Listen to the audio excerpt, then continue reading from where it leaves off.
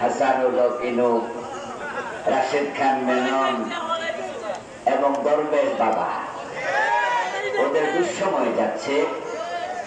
এটা আল্লাহ কোরআনের কথা, তিলকাল আইয়াম নুদাবিলুহা বাইনান নাস। আল্লাহ তাআলা বলেছেন এই কোরআনে, আমি মানুষের মাঝে দিন আবর্তিত করি। আজকে আপনি ছেলে, কালকে হবেন বাবা।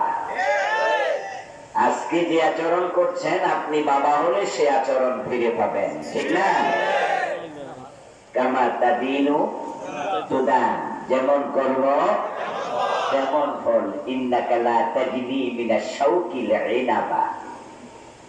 আপনি কাঁটাওয়ালা গাছ রোপণ করলে আঙ্গুর ফল হবে না, আম গাছ থেকে জাম হয় না। যারা 15 বছর জুলুম করছে তারা ভালো পাবে না, তাদের জুলুমের পরিণতি ভোগ করছে এবং করতেই হবে। এটাই নিয়ম, এটাই স্বাভাবিক।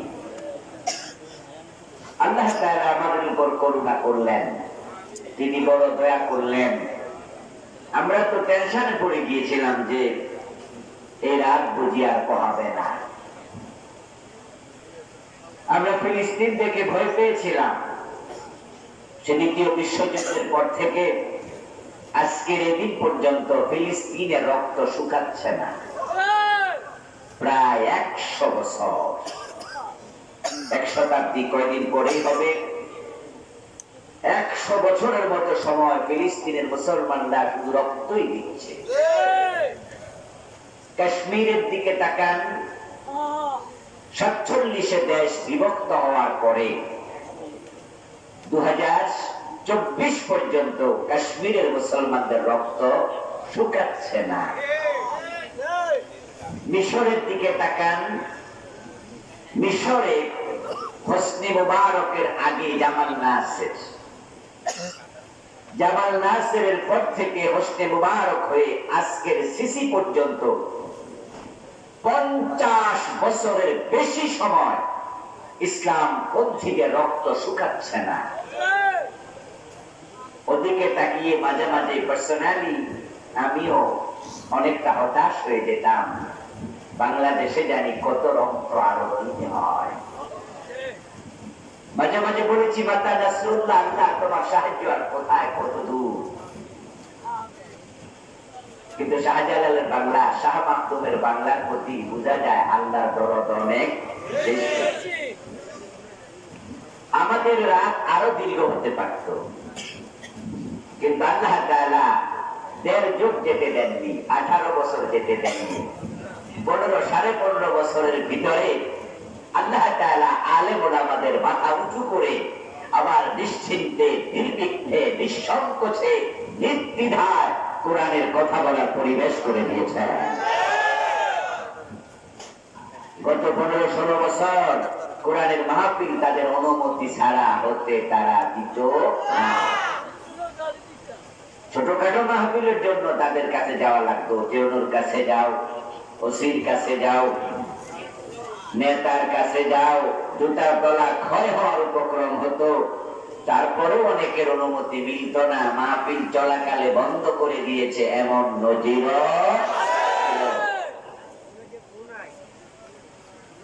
যাদেরকে অনুমতি দিত 1 ডজন শর্ত, এটা বলা যাবে না, ওটা বলা যাবে না, তারা পারলে কণ্ঠটাই চেপে ধরতো, ঠিক না?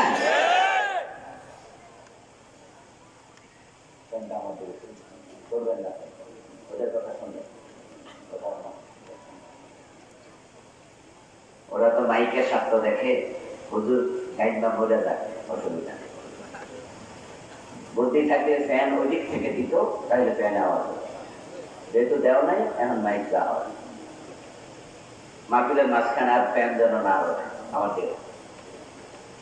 কি আপনাদের নোয়াখালী কি শীতকাল আছে নাকি? গরম তো লাগে, ঠিক না? আর যে কথা বলে তার তো আরো বেশি গরম লাগে। দেখছেন না, আমার দুঃখ এরা বুঝছে, মাইক বললাম এত ইশারা দিচ্ছে, মাইক ফ্যান সরাইতে হবে। আচ্ছা, যারা বাহিরে দাঁড়াই আছে ওরা কিন্তু কষ্ট পাচ্ছে, আপনাদের ফাঁকা আছে, আপনারা একটু হেসান করেন না ভাই, আপনারা একটু ফাঁকা জায়গায় একটু দয়া করে একটু ফিল আপ করে ফেলেন। আমরা আলোচনা শুরু করলে যেন মাঝখানে আর কথা বলা না লাগে, একটু হেসান করবেন।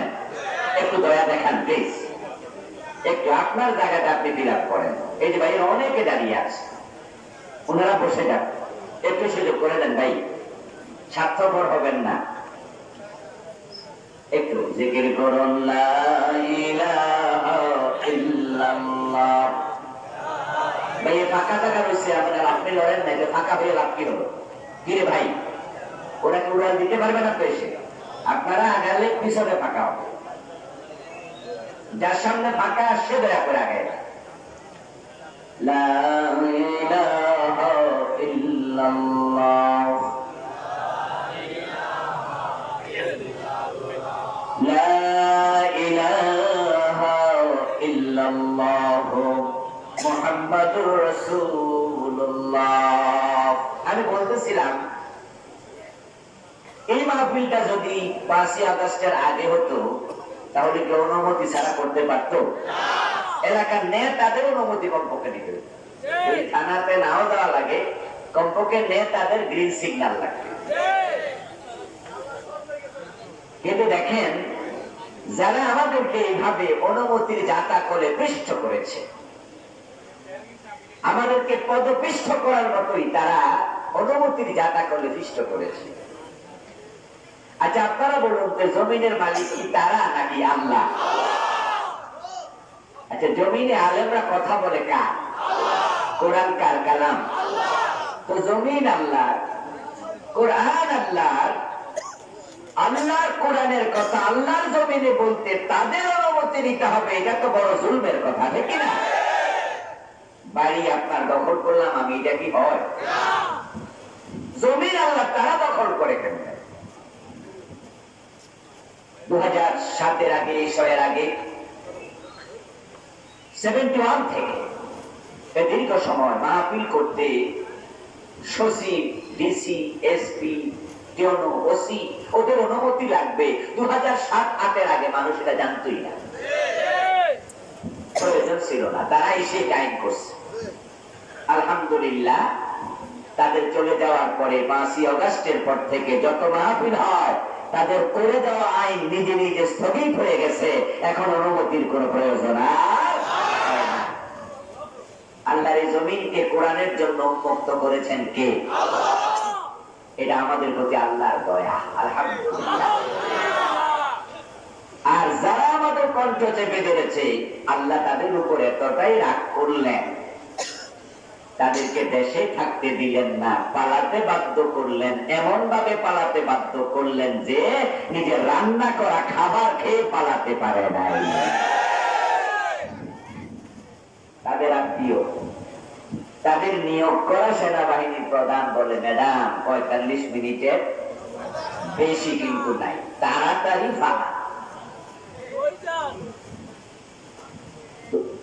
805 বছর আগে বাংলাদেশের ইতিহাসে আরেকজন ব্যক্তি পালাইছিল, যার নাম লক্ষণ সেন। সে তার রাজপ্রাসাদের পিছনের দরজা দিয়া পালিয়ে গিয়েছিল তার প্রাসাদ ছেড়ে। 805 বছর পরে এবার আরেকজন পালাইছে, তিনি লক্ষণ সেন না হলেও লক্ষণ সেনের বন্ধু বান্ধবদের কাছে গিয়ে পালাইছে, তাদের কাছে আশ্রয় নিয়েছে। আমরা ছাত্র জীবন থেকে এই মিছিল শুনে আসছিলাম, স্লোগান শুনছিলাম, চশমাওয়ালা বুবুজান বাংলা ছেড়ে ভারত যান। এই মিছিল যে কবুল হয়ে যাবে দোয়া হিসাবে এটা ভাবি নাই, কিন্তু এবার দেখি এটা দোয়া হিসাবে কবুল হয়ে গেল। আচ্ছা, এইভাবে পালানোর প্রয়োজনটা কি ছিল, কারণ কি ছিল? কারণ যারা আন্দোলন করেছে তারাও তো বলেনি আপনি পালান, তাদের দাবির মাঝে ছিল নাকি এটা? তারা বলেনি এদেশের আপামর জনতা চায়নি উনি পালাক। এই যে দরবেশ বাবা দাড়ি মারি কামাইয়া পালাইতেছিল, আচ্ছা উনি পালাক আমরা কোনোদিন বলছি? ছাত্ররা বলেছে নাকি যে দরবেশ বাবা পালাই যান? বলছে? দাড়ি মারি কামাইয়া পালায় কেন, হেলিকপ্টারে পালায় কেন? এর পিছনে কিন্তু কারণ আছে। আল্লাহ তাআলা কোরআন মাজিদে সে কারণ বলেছেন। কোরআন এমন এক কিতাব যেটা কখনো পুরাতন হবে না, এটা চির সতেজ, চির যৌবনা, সবসময় নতুন থাকবে। সুবহানাল্লাহ। এটা যুগের সাথে মিলতে থাকবে। কেউ যেন বলতে না পারে কোরআন ব্যাকডেটেড, যে কোরআন এটা অনেক আগে চলছে এখন চলে না, এই কথা কেউ বলতে যেন না পারে, সব সময় মিলবে। ওনারা পালানোর পিছনে কারণ আল্লাহ কোরআনে বলেছে, কারণটা আল্লাহর ভাষায় বলো ইন্নাহু লা ইউফলিহুজ যালিমুন। আল্লাহ বলছে নিশ্চয়ই জালেমেরা কখনো সফল হবে না। এবার আপনারা বলুন তো, গত 15 বছরে তারা কি জুলুম করে নাই? অল্প না বেশি? 5ই মে শাপলা চত্বরে এদেশের হাজার হাজার আলেমকে গুলি করে তারা পাখির মতো কাউকে মেরেছে, কাউকে আহত করেছে, ঠিক কিনা? আচ্ছা, শাপলা চত্বরে যে আলেমরা, হেফাজতের লোকেরা একত্র হয়েছিল, তাদের যে 9 দফা দাবি ছিল, কি 9 দফা নাকি 11 দফা? না 13 দফা, কয়টা? আচ্ছা, এই যে 11 দফা দাবি, সেখানে কি সরকারের পদত্যাগ চাই এরকম কোন দাবি ছিল? তো গুলি করতে হবে কেন? এই কথাগুলো আমি শুরুতে কেন বলছি একটু পরে বলে আমি মূল আলোচনায় ঢুকে যাব। এই কথাগুলো বলার কারণ খুব ছাড়া নয়। এই কথাগুলো বলার কারণ এখানে আমাদের জন্য শিক্ষণীয় আছে না নাই? এই ঘটনা আমাদের শিক্ষা নিতে হবে। আমার বন্ধু দেখুন, যারা 11 দফা, 12, 13 দফা, 9 দফা আমি ভুলে গেছি, হেফাজতের লোকেরা এসেছিল দাবি নিয়ে, তারা বলে নাই সরকারের পদত্যাগ চাই, তারা বলেছেন 1 নাম্বার দাবি সংবিধানে আল্লাহর উপর আস্থা এবং বিশ্বাস পুনঃস্থাপন চাই। বাংলাদেশের সংবিধানে ছিল আল্লাহর উপর আস্থা এবং বিশ্বাস সংবিধানের মূলনীতি, 4টা মূলনীতির মাঝে দেখা যাচ্ছে। এই সরকার ওই মূলনীতিটা বাদ দিচ্ছে। আপনারা যারা ইসলাম মানেন, ইমান আছে, এবং প্রত্যেকটা মানুষ জবাব দিবেন যে দিবেন না ইমানের দাবি করার জন্য অমূলক। ইমান যার আছে আপনি জবাব দিবেন হ্যাঁ না, যেটা ভালো লাগে দিয়েন। সেটা হচ্ছে আল্লাহর উপর আস্থা এবং বিশ্বাস দরকার আছে না নাই? এটা কোন দলীয় দাবি? এটা সকল মুসলমানের দাবি, ঠিক না? ইভেন আমাদের দেশের অধিকাংশ হিন্দুও কিন্তু আল্লাহরে মানে, ভগবান বলে আর ঈশ্বর বলে। আমরা তাকে আল্লাহ বলি, খ্রিস্টানরা তাকে গড বলে, হিন্দুরা তাকে ঈশ্বর বলে। হিন্দুরা পর্যন্ত, অনেক বাংলাদেশি হিন্দু কিন্তু ঈশ্বর না, সরাসরি আল্লাহ বলে। এমন অনেক হিন্দু আমি দেখেছি, দাদা কেমন আছেন, আল্লাহ ভালো রাখছে, অথচ যেমন আপনারা দেখেন নাই। তাহলে আল্লাহর উপর আস্থা এবং বিশ্বাস পুনঃস্থাপন, এটা কি রাজনৈতিক দাবি? তো গুলি করতে হবে কেন হুজুরদেরকে? গুলি করতে হবে আমার বন্ধু, এটা জুলুম। এই মানুষগুলো শাপলা চত্বরে গেল, প্রধানমন্ত্রী তখন বললে পারতেন হুজুরেরা আপনারা 8-10 জন বঙ্গভবনে, গণভবনে আসেন, আপনাদের চায়ের দাওয়াত, কি কি দাবি আছে আমার কাছে একটু লিখিত দিয়ে যান। আমি তো একা দেশ চালাই না, আমার মন্ত্রী পরিষদ আছে, উপদেষ্টা মন্ডলী আছে, দলের সভাপতি মন্ডলী আছে, দলের স্টিয়ারিং কমিটি আছে, আমার এমপিরা আছে।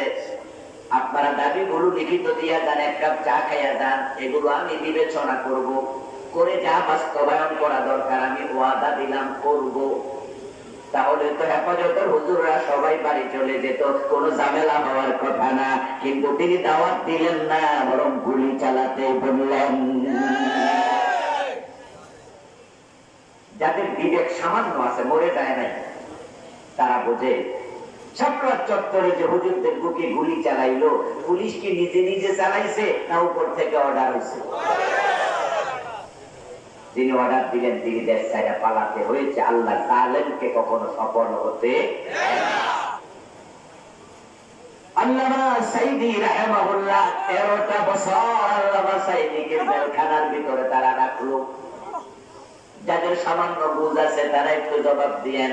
আল্লামা সাইদিকে যে অপরাধে জেল দিল, ফাঁসির অর্ডার দিল, আল্লামা সাইদি কি আসলে দর্শনকারী ছিলেন? উনি মানুষ খুন করতে পারেন? ডিরেক্ট মিথ্যা মামলায় ওনাকে ফাঁসির অর্ডার দিল। যখন দেখা গেল অনেক মানুষ রাস্তায় নেমেছে, গুলি করে 100-র উপরে মেরে ফেললো। তারপর সরকার ভাবলো ফাঁসি অর্ডার তো দিলাম, কার্যকর করবো কেমনে? অর্ডার শুনে যদি 100-র উপরে গুলি করে মারা লাগে, রাস্তা ব্লক, গাছপালা কেটে পাবলিক রাস্তা ব্লক করে দিয়েছে। যেদিন ফাঁসিটা দিব সেদিন সামলামু কেমনে? তাই বেবি সিন্ধুর ফাঁসিটা কমাইয়া আমরণ জেলখানা দিয়ে দিল, আমরণ কারাদণ্ড, 13টা বছর জেল খাটলেন। আল্লামা সাইদের উপর এটা কি জুলুম নয়? ইন্নাহু লা ইউফলিহুজ জালিমুন।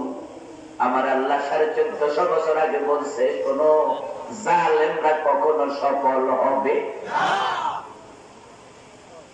জুনায়েদ বাবু নগরী রাহিমাহুল্লাহ হেফাজতের সেক্রেটারি জেনারেল মহাসচিব, বুড়ো মানুষ, উনাকে রিমান্ডে নিয়ে পিটাইয়া 2টা হাঁটু অচল করে দিয়েছে।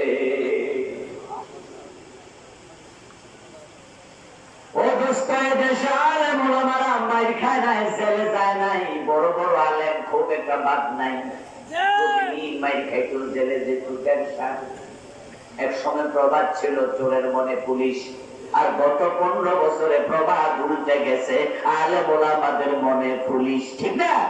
আমরা টেনশনে থাকতাম কখন জানি পুলিশে ধরে নিয়ে যাবে। যে আলেমদের উপরে জুলুম হলো, ইসলাম ওয়ালাদের উপর জুলুম হলো, সাধারণ মানুষের উপর জুলুম হলো, আল্লাহ তাআলা বলেন আর নয়, আর নয়, আর নয়। উমলি লাহুম ইন্না কাইদি মাতিন। আমি রশিতে ঢিল দেই, তবে আমার কৌশল বড় শক্ত। ইন্না বাতশা রাব্বিকা লাশাদীদ। ও নবী মুহাম্মদ সাল্লাল্লাহু আলাইহি ওয়াসাল্লাম, শুনে রাখুন, আপনার রবের ধরা বড় শক্ত। আল্লাহর কথা প্রমাণিতই হলো, তার ধরা ঠিকই শক্ত, তিনি ছাড়বেন, ছেড়ে দেন না। এই জন্য অগাস্টের 5 তারিখে এমন ভাবে ধরেছেন 300 এমপি একসাথে পালাতে বাধ্য হলো। প্রধানমন্ত্রী একা পালায় নাই, আন্ডা বাচ্চা হইয়া পড়েছে। এবং তার বাবা, যিনি দেশের স্বাধীনতার স্থপতি, যিনি 7 বছরের ভাষণ দিয়ে বলেছেন, এবারের সংগ্রাম স্বাধীনতার সংগ্রাম, এবারের সংগ্রাম মুক্তির সংগ্রাম। ওই বঙ্গবন্ধুর প্রতি দেশের পাবলিকের একটা সফট কর্নার ছিল, পার্সোনালি আমারও ছিল। যে লোকটা দেশটা স্বাধীনতার জন্য অনেক কষ্ট করছে, এটা অস্বীকার করি না আমরা। জাতীয় নেতা বাংলাদেশে একজন রাজনীতিবিদের নাম লেখলো, তার নামটা আসবে, কিন্তু গত 15 বছরের জুলুমের কারণে দেশের মানুষ ওদের উপর এত আঘান্বিত হয়েছে, ওনার মুক্তি, ওনার গলার মাঝে রশি লাগায় টাইনা মাটিতে শোয়াইছে।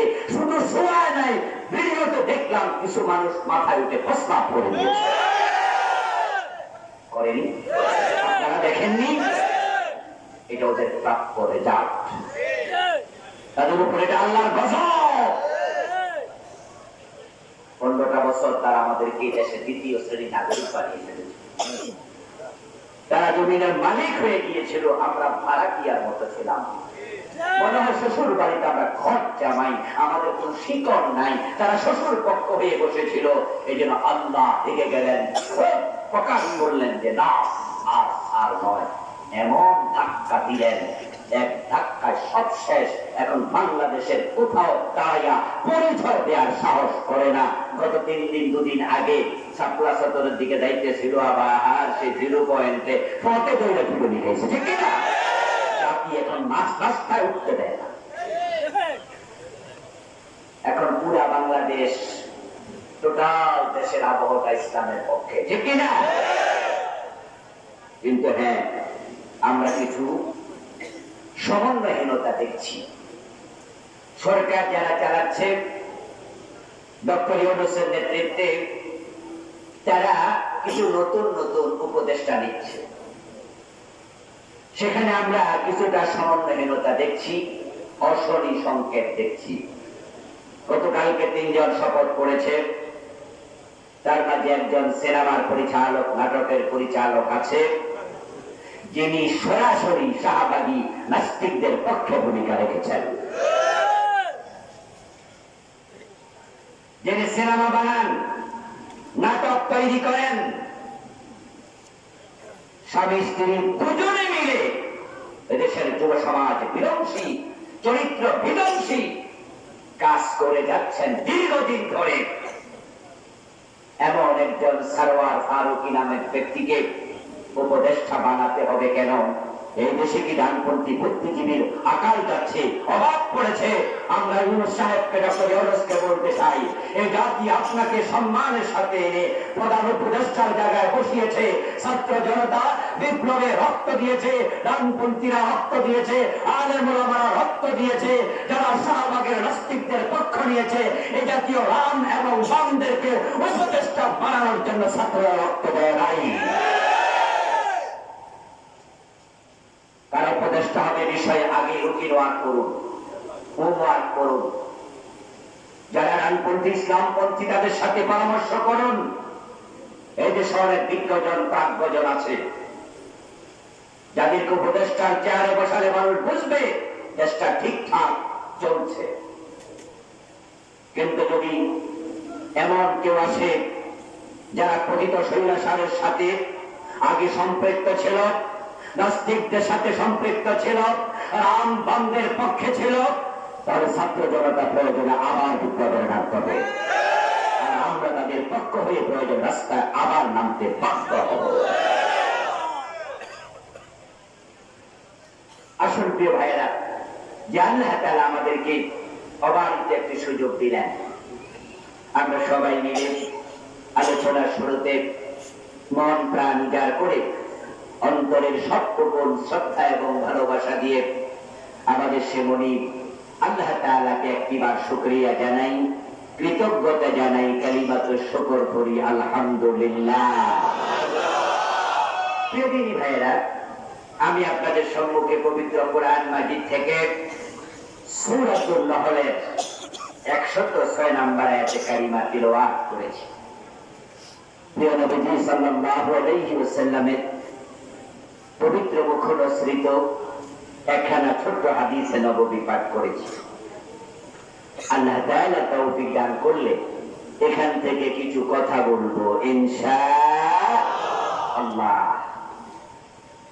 সূরাতুন নহলের 106 নম্বর আয়াতে কারিমাত আল্লাহ তাআলা বলতেন, মান কাফারা বিল্লাহি মিন বাদি ঈমানিহি, যে ব্যক্তি ঈমান আনার পরে আল্লাহর সাথে কুফরি করে। কথা শুনেন কিন্তু বুঝেন, ঈমান আনার পরে আল্লাহর সাথে কুফরি করে, এই শব্দের মাঝে কি বোঝা যায়? ঈমান কি সুপার গ্লু দিয়ে চিরস্থায়ী ভাবে লাগানোর জিনিস, নাকি মাঝে মাঝে ছুটেও যায়? ইয়েস, ঈমান আনার পরে যে কুফরি করে, এই শব্দ দ্বারাই বোঝা যায় ঈমান ছুটে যাওয়ার সম্ভাবনাও আছে। তাই ঈমানওয়ালা যারা, তাদের জন্য এই আয়াতে কিছু গুরুত্বপূর্ণ মেসেজ আছে, তারা একটু মনোযোগ দেবেন। আমার রব কোরআন মাজিদে মুমিনদের জন্য এই কিতাবকে নসিহতের কিতাব হিসাবে উপস্থাপন করেছেন। তিনি বলেছেন এটার নাম জিকির, যে কোরআনকে বলছেন জিকির। ওয়ামান আরাদা আন যিকরি ফাইন্না লাহু মাঈশাতান দানকা। আল্লাহ তাআলা বিভিন্ন জায়গায় কোরআনকে বলেছেন উপদেশের কিতাব, নসিহতের কিতাব। এর শুরুতে কি চমৎকার শব্দ বললেন, যারা ঈমান আনার পরে কুফরি করে। এরপরে একটু দয়া দেখালেন, ইল্লা মান উকরিহ, তবে যদি কাউকে কুফরি করতে বাধ্য করে সে ভিন্ন। পিস্তল হাতে নিল, পিস্তল হাতে নিয়ে আপনার বুক বরাবর ধরে কিডন্যাপার গ্রুপ দূরে কোথাও নিয়ে বলছে, ও বেটা তুই বল আল্লাহ মানি না, না বললে গুলি করে দেব। আল্লাহ মানি না এ কথা বলা কি কুফর নয়? কুফর নয়? আল্লাহ বলে ওই টাইমে যদি জীবন বাঁচানোর জন্য এই লোকটা বলে আল্লাহ মানি না, তাহলে আমি আল্লাহ তাকে কাফের হিসাবে গণ্য করব না। ওয়াকালবুহু মুতমাইন্নুম বিল ঈমান, তখন আমি তার কলবের দিকে তাকায়া দেখব, মুখে বলছে আল্লাহ মানি না, কারণ পিস্তল ধরছে তো, না বললে গুলি করে দেবে, কিন্তু তখনও আমার এই বান্দার অন্তরে আমি আল্লাহ আছি। আল্লাহর দয়া কত দেখেন। ওয়াকালবুহু মুতমাইন্নুম বিল ঈমান, কলবে যদি থাকে ঈমান, তাহলে আমি আল্লাহ তার ব্যাপারে হিসাব নেব না। কিন্তু ওয়ালাকিন মান শারাআ বিল কুফর সাদরা, যে ব্যক্তি এ জাতীয় বিপদে পড়ে নাই, মুসিবতে পড়ে নাই, পিস্তল ঠেকায় নাই, জীবন ঝুঁকিতে পড়ে নাই, ইচ্ছা কইরা কুফরি করছে, ওয়ালাইহিম গাদাবুম মিনাল্লাহ, তার উপর আল্লাহর গজব, নাউযুবিল্লাহ, ওয়ালাহুম আযাবুন আযীম, যারা ইচ্ছা করে কুফরি করবে তাদের উপর শুধু গজব নয়, তাদের জন্য বড় আযাব জাহান্নাম প্রস্তুত আছে। এই হলো অনুবাদ। এই আয়াত কেন আলোচনায় আনছি, এবার ব্যাখ্যায় চলুন।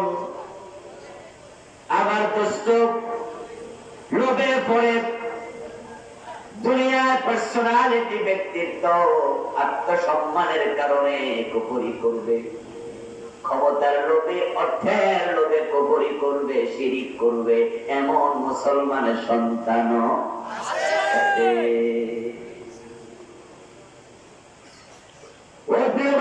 যদি আপনি কুফরি করেন, ঈমান আনার পরে শিরিক করেন, আপনার উপর আল্লাহর গজব, আপনার জন্য জাহান্নাম। যদি আল্লাহর গজব থেকে বাঁচতে চাই, জাহান্নাম থেকে আমরা বাঁচতে চাই, তাহলে কোনদিন কুফরি এবং শিরিক করা যাবে না। অথচ রাসূলুল্লাহ সাল্লাল্লাহু আলাইহি ওয়াসাল্লাম বলেছেন, কিয়ামতের আগে কুফরি অনেক বেড়ে যাবে। আল্লাহ হাবিব বলেছেন, তাকুনু বাইনাস সাআতি ফিতান, কিয়ামত যখন আগাবে, কিয়ামতের আগে ফিতনা বের হবে।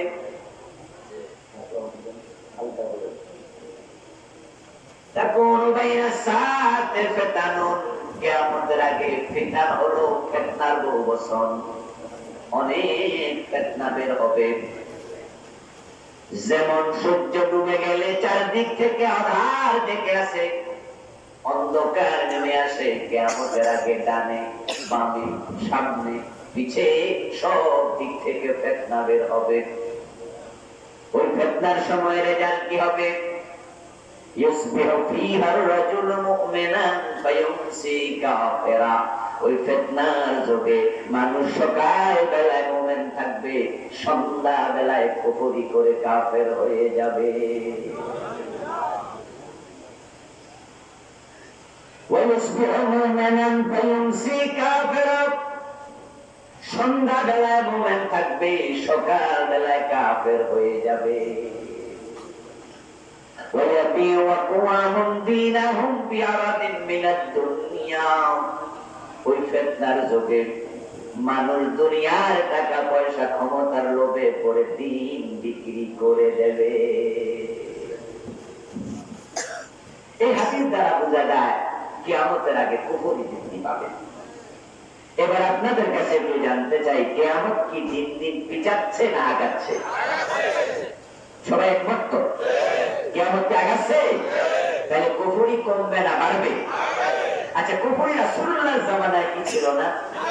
শিরিক ছিল না? ওই জামানার তুলনায় এখন কি কমেছে না বেড়েছে?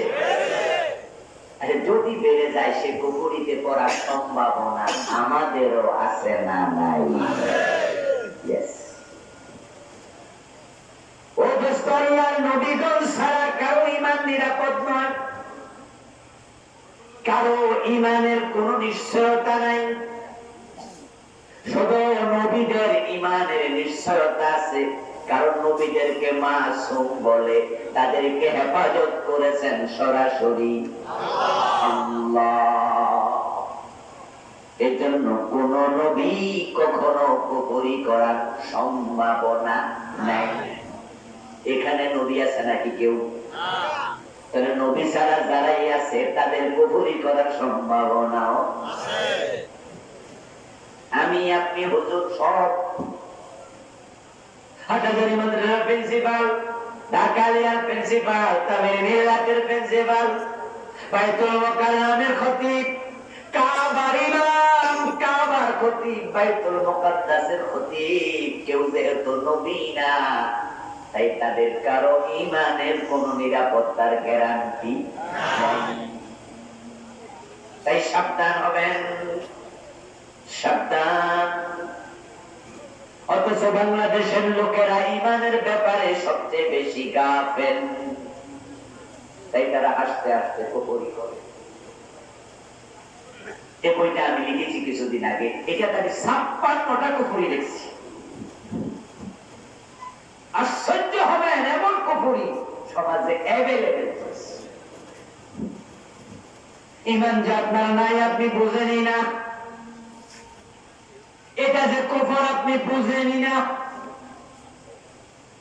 যেমন ধর্ম নিরপেক্ষতাবাদ কুফরি মতবাদ। আমাদের দেশে যারা রাজনীতি করে, ইসলামী রাজনীতি ছাড়া যত রাজনীতি সবগুলো ধর্ম নিরপেক্ষ, সবগুলো কুফরিতে ডুবে আছে।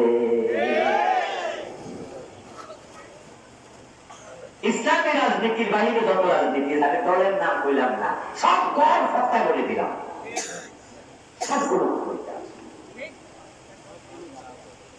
ধর্ম নিরপেক্ষতা যদি কুফরি মতবাদ হয়, মাইকে বাবা কাছে গেলে ভালো লাগে, মুখে লাগালে যেন ভালো। ধর্ম নিরপেক্ষতা যদি কুফরি মতবাদ হয়, তাহলে মতবাদ যে বিশ্বাস করবে সে কাফের হবে। এখন 53 বছর ইসলামী দল ক্ষমতা চালায় না ধর্ম নিরপেক্ষরা দেশ চালায়? এই 53 বছর ইসলাম ওনারা ক্ষমতা আসছে নাকি? একদিন ইসলাম দিয়ে দেশ চলছে? ইসলামের বাহিরে কুফরি ছাড়া আছে কি? ইসলামের বাহিরে কুফরি ছাড়া আছে? আল ইসলাম হাক্কুন, এরপরে ওয়াল কুফরু বাতিল। ইসলাম হলো হক, আর ইসলাম বাদ দিলে কুফর যেটা বাতিল।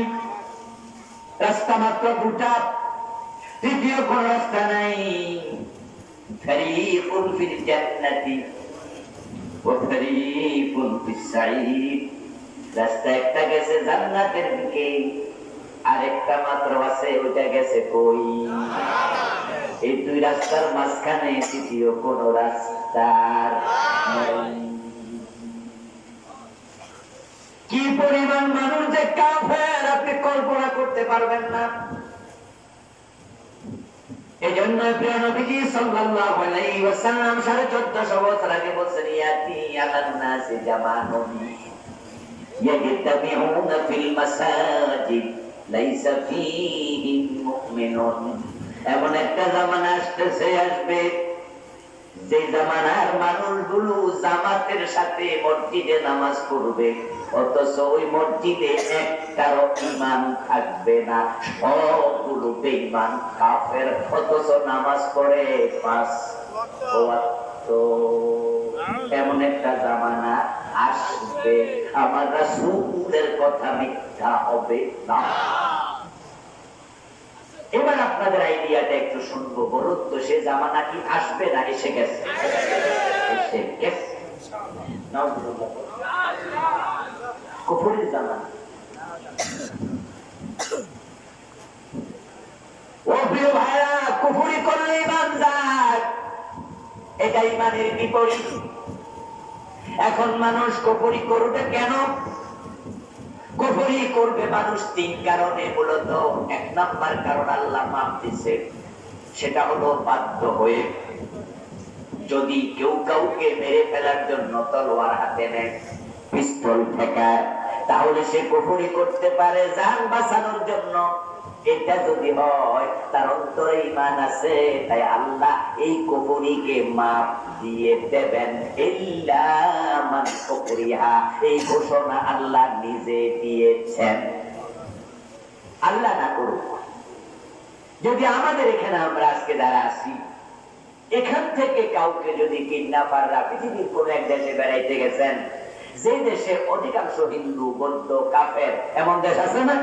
যেমন নেপালে ঘুরতে গেলেন, আপনি হিমালয় দেখতে গেলেন, ওখানে নামার পরে দেখলেন যে সে দেশে 100 জনের মাঝে 95 জনে হিন্দু। পৃথিবীর একমাত্র হিন্দু রাষ্ট্র নেপাল। ওখানে আপনার দাড়ি টুপি দেখিয়া আপনারা ওরা বুঝা লাইছে, আরে এটা তো মুসলমান। হিন্দুদের মাঝে উগ্রবাদী আছে না? আসেনি? আসেনি? মুসলমানদের মাঝে কিছু উগ্র, সব ধর্মে কিছু লোক উগ্র আছে যারা সীমা লঙ্ঘন করে। এখন আপনাকে যদি ধরে নিয়ে মন্দিরে নিয়ে বলে, হ্যাঁ মৌলবী করতে আইসো, আপনি উত্তর দিলেন বাংলাদেশ থেকে আসছি, এটার নাম কি ছিল? আপনি বললেন চিনি তো, এটা তো দুর্গা দেবী, তোমাদের দেবী। এবার ওরা বললো, এই দেবীরে মা ডাক, দেবীর কাছে মাথা নত কর, নাই কল্লা কেটেলাম। আল্লাহ না করুক, এমন পরিস্থিতিতে পড়ে যদি আপনি দেবীকে মা ডাকেন, দেবীর কাছে মাথা নত করেন, আমার আল্লাহ বলে অন্তরের দিকে তাকাইয়া মাফ করে দিব। এটার নাম ইসলামে বলে রুখসত। আলেম ওলামারা এই শব্দের সাথে পরিচিত। এটার নাম কি বললাম? রুখসত। আর একটা হলো আজিমত। আজিমত মানে হলো আপনি তখনও বলবেন, এ মিয়া কি বলো, দুর্গার কাছে আমি মাথা নত করবো না, কারণ মুমিন আল্লাহ ছাড়া কারো কাছে মাথা নত করে না।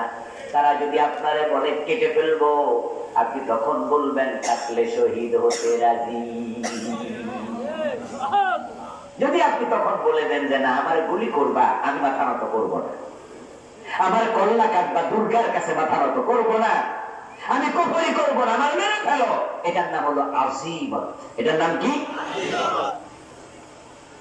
যদি আপনি আজিমতের উপরে থাকেন, আপনি হবেন শহীদ। আর যদি আপনি দুর্গার কাছে মাথা নত করেন, আপনি রুখসত পাইলেন। এগুলো 1 নাম্বার কারণ কুফরি করার। দ্বিতীয় কারণ হলো মানুষ কুফরি করবে লোভে পড়ে, ক্ষমতার লোভ এবং অর্থের লোভ। যারা ইসলামী রাজনীতি মানে না, ধর্ম নিরপেক্ষ রাজনীতি করে 53 বছর দেশ চালায়, তাদের ভিতরে ক্ষমতা অথবা অর্থের লোভ আছে না? না।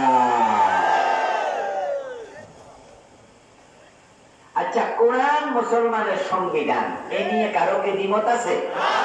কারো দ্বিমত আছে? আচ্ছা, আওয়ামী লীগ যারা করে মুসলমান, তারাও কি দ্বিমত করে? যারা বিএনপি করে তারা কি দ্বিমত করে? যারা জাতীয় পার্টি করে তারা কি দ্বিমত করে?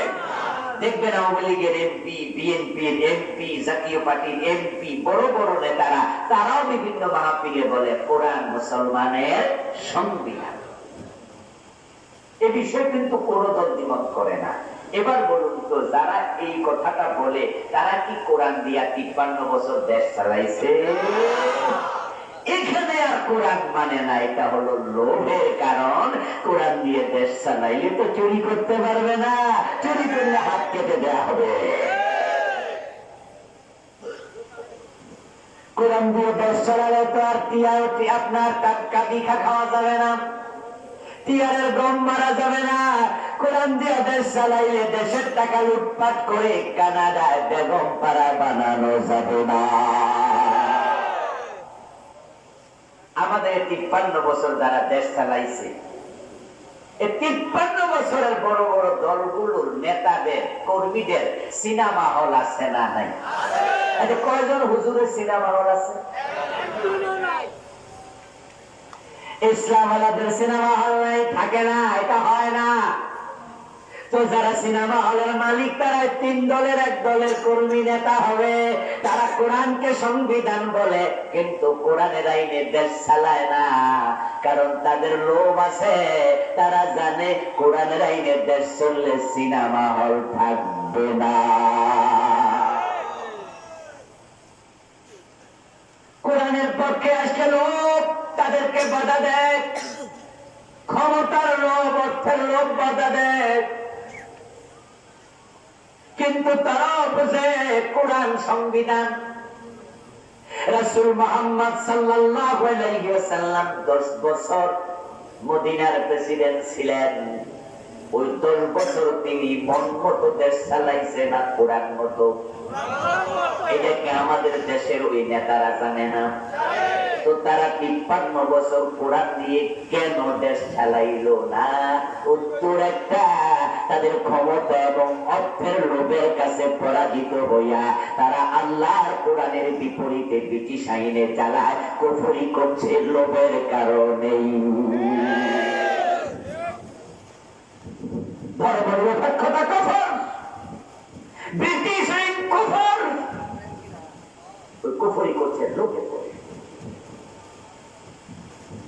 আমার প্রিয় ভাইরা, রাসূলুল্লাহ সাল্লাল্লাহু আলাইহি ওয়াসাল্লাম যখন হুদায়বিয়ার সন্ধি করে আসলেন, হুদায়বিয়ার সন্ধির পরে যখন মক্কার কাফেরদের সাথে মুসলমানদের যুদ্ধ আপাতত বন্ধ হয়ে গেল, প্রিয় নবীজি সাল্লাল্লাহু আলাইহি ওয়াসাল্লাম এই সুযোগটাকে কাজে লাগানোর জন্য পৃথিবীর বিভিন্ন বড় বড় দেশের রাজাদের নিকট ইসলামের দাওয়াত নিয়ে দূত পাঠাতে শুরু করলেন। আল্লাহর হাবিব সাল্লাল্লাহু আলাইহি ওয়াসাল্লাম চিঠি লিখে দূত পাঠালেন রোম সম্রাট হিরাক্লিয়াসের কাছে। যেই সাহাবী গেলেন তার নাম ছিল তাহিয়া কালবি। নাম শুনছেন? সবচেয়ে সুশ্রী সুদর্শন সাহাবী দাহিয়া কালবি রাদিয়াল্লাহু তাআলা ওর কাছে প্রিয় নবী রোম সম্রাট হিরাক্লিয়াসকে চিঠি লিখলেন, আসলিম তাসলাম।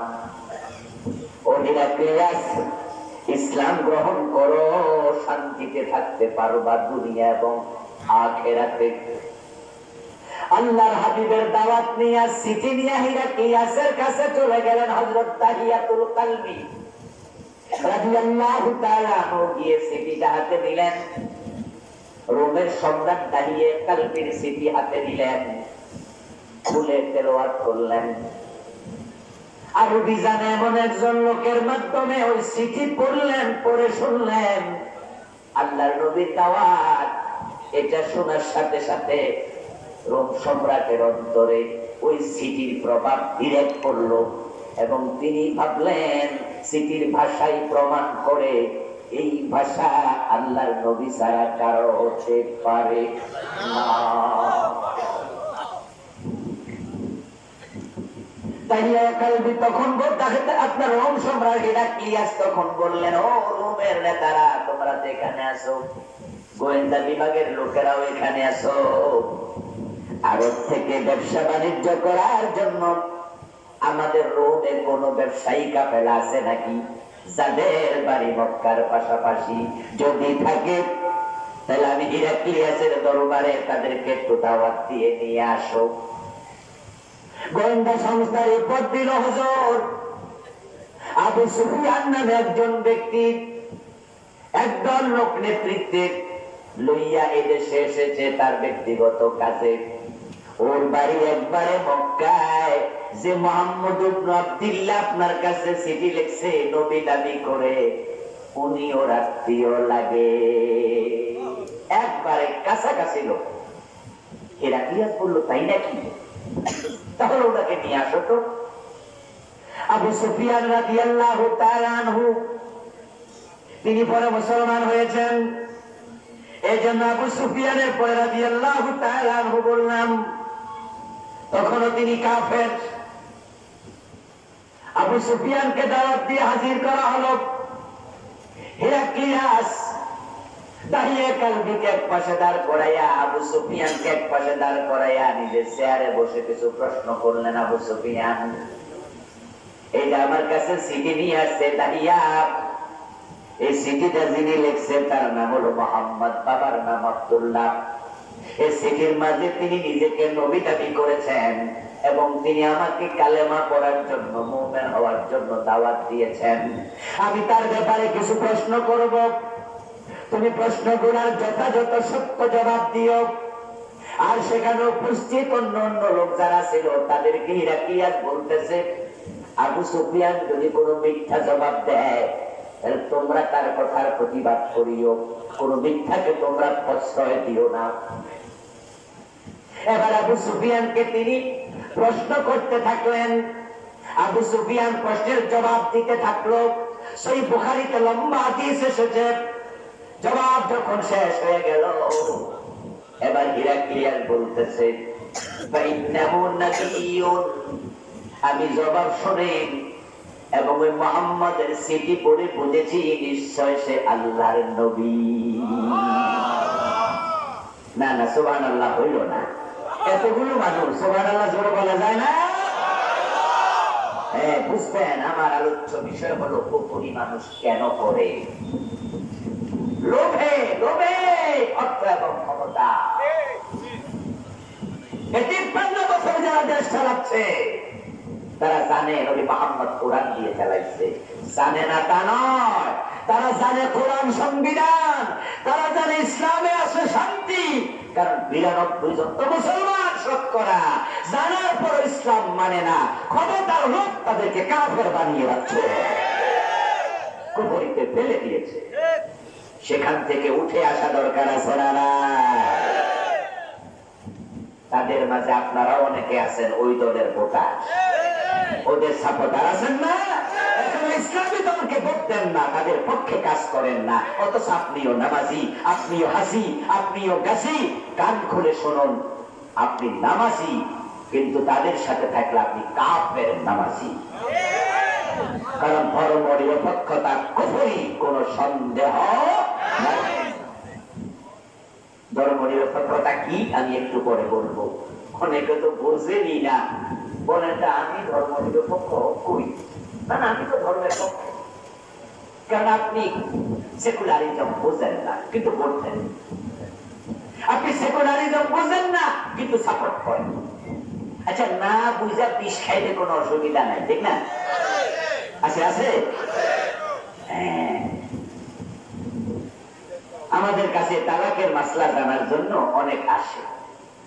এমন তালাক দাতাকেও আমি পেয়েছি 3 তালাক না বউরে 5-7টা তালাক মাস।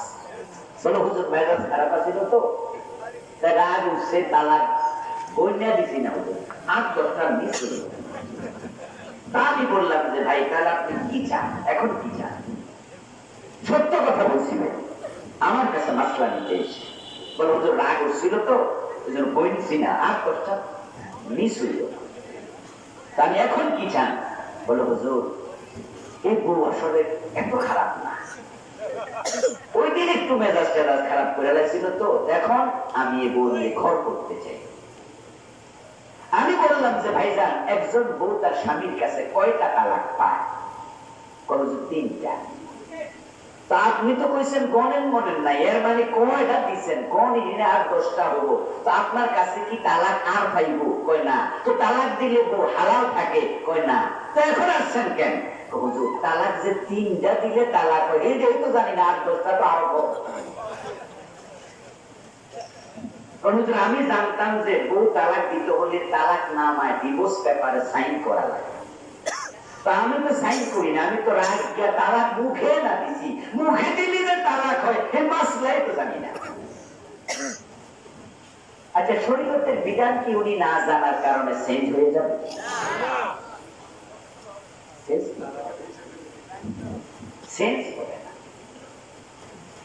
আমার দোস্ত, না যাই না যদি আপনি বিষ খান আপনি কিন্তু মরে যাবেন। এখন ধর্ম নিরপেক্ষতা কুফর, এটাই দেশের অনেকে জানেই না, কিন্তু এরারে ভোট দেয়, এরা দল করে। আমরা যারা ইসলামের কথা বলি আমরা রাজাকার রাজাকার মনে করো। কেউ বুঝে যে হুজুরের জন্য স্বাধীনতার সময় হয়, বিদার বড় করুন রাজাকার, কেন? ইসলামের পক্ষের লোক। তো কুফরিয়া আমনে করেন নাই তো করছে শুধু আবু জেহেলে। নবী মোহাম্মদ ভালো মানুষ, এটা কি আবু জেহেল জানতো না? বলেন না, জানতো নি? জাইন্না বুঝা করে দিতে করছে, জাইন্না বুঝতে করছে। লোভে লোভে কুফরি লোভে করে আবু জেহেলের ক্ষমতার লোভে পাইছে। এটা কি আসার কথা করতেছি, শুনবেন তো? শুনবেন তো? ধৈর্য ধরে শুনিয়ে। আবু জেহেলের একজন সঙ্গী ছিল, বিশ্বস্ত অনুচর, তার নাম ছিল আখনাস ইবনে শুরাইক। আখনাস একদিন আবু জেহেলকে প্রশ্ন করতেছে, নেতা, আচ্ছা মুহাম্মদ ইবনে আব্দুল্লাহ আপনারই তো ভাতিজা, ওনারা কাছাকাছি লোক, আবু জেহেলের বাড়ি আর রাসূলের বাড়ি কি 10 মাইল দূরে ছিল? কেউ কেউ তো বলেন যে আবু জেহেলের বাড়িতে এখন টয়লেট, ওই যে মক্কা শরীফের পাশে নাকি? রাসূলুল্লাহর বাড়ি এবং আবু জেহেলের বাড়ি, রাসূলের বাড়ির একটা মাকতাবা আছে, ওইটা এখন লাইব্রেরি বানাইছে। ওই মাকতাবাকে বলা হয় এটা রাসূল সাল্লাল্লাহু আলাইহি ওয়াসাল্লামের জন্মস্থান, রাসূলের বাড়ি। যদিও এটা কতটুকু অথেন্টিক আমি জানি না, কারণ আমি ওই মক্কায় থাকে 40 বছরের বেশি দিন ধরে এমন আল্লাহর এক বান্দার বাড়িতে দাওয়াত খাইতে গেছি। আমার এক বন্ধু, সে চাচা শ্বশুর থাকে মক্কায় অনেক বছর, ফ্যামিলি নিয়ে। উনাকে আমি ওখানে জিজ্ঞাসা করছিলাম, এই যে মাকতাবা যেটাকে রাসূলুল্লাহর বাড়ি বলা হয়, এই বিল্ডিং এর বয়স কত? উনি বললেন যে আমি যখন আসছি তখন এই বিল্ডিংটা এখানে এভাবে ছিল না, এবং আবু জেহেলের যে বাড়ি